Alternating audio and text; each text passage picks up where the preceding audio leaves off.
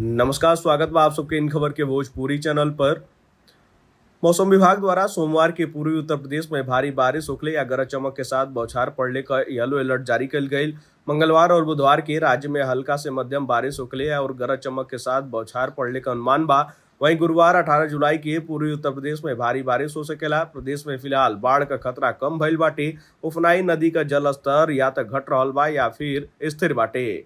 फिलहाल प्रदेश के 6 जिला बाढ़ के चपेट में बा, जहां नदियां खतरा के निशान के ऊपर बह रहल बाटे। शाहजहांपुर में कनौट, गर्रा और रामगंगा नदी का जलस्तर खतरा के निशान के ऊपर जइले की वजह से तमाम गांव और मुख्य मार्ग बाढ़ के चपेट में आ चुकल बा। दूसरी ओर सीतापुर में गोमती, बलिया में सरयू, आजमगढ़ में घाघरा, हरदोई में गर्रा और मऊ में सरयू खतरा के निशान के पार कर चुकल बा। राप्ती, गर्रा और कुआनो का जलस्तर बढ़त जा रहल बा। राप्ती का पानी 23 सेंटीमीटर बढ़ गई बाटे। लगातार खतरे के निशान से ऊपर ही बह रहल बिया।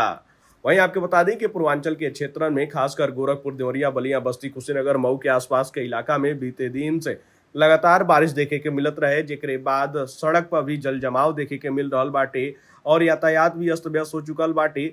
और वहीं नदी भी उफान मार रहल बाटे और नदियन में जलस्तर के बढ़ोतरी जम के देखे के मिल रहल बा, जेकरे बाद पूर्वांचल के कई गो इलाका कुशीनगर, सिद्धार्थनगर ई बाढ़ के चपेट में आ चुकल बा। वहीं आपके बता दें कि दिल्ली एनसीआर से सटल इलाका यानी कि पश्चिमी उत्तर प्रदेश में अभी भी लोगन के भारी बारिश का इंतजार बाटे और एनसीआर से सटल इलाका नोएडा, गाजियाबाद, मेरठ, आगरा के आसपास के लोगन के अभी भीषण बरसात का इंतजार बा, काहे कि एजा उमस वाली गर्मी लोगन के सता रहल बिया। वहीं पूर्वांचल के किसान खुश बाने, काहे कि खेतन में पानी लग गई बाटे और धान का रुपया जम के चल रहल बा। खैर, पश्चिमी उत्तर प्रदेश के लोगन का इंतजार अब खत्म होखे वाला बाटे और पश्चिम उत्तर प्रदेश में भी भारी बारिश देखे के मिल सकेला, काहे कि मौसम विभाग द्वारा आवे वाला 4 दिन खातिर येलो अलर्ट से लेके ऑरेंज अलर्ट तक जारी कर दिल गई बाटे और कई जिला में भारी बारिश का अनुमान जतावल गई बा।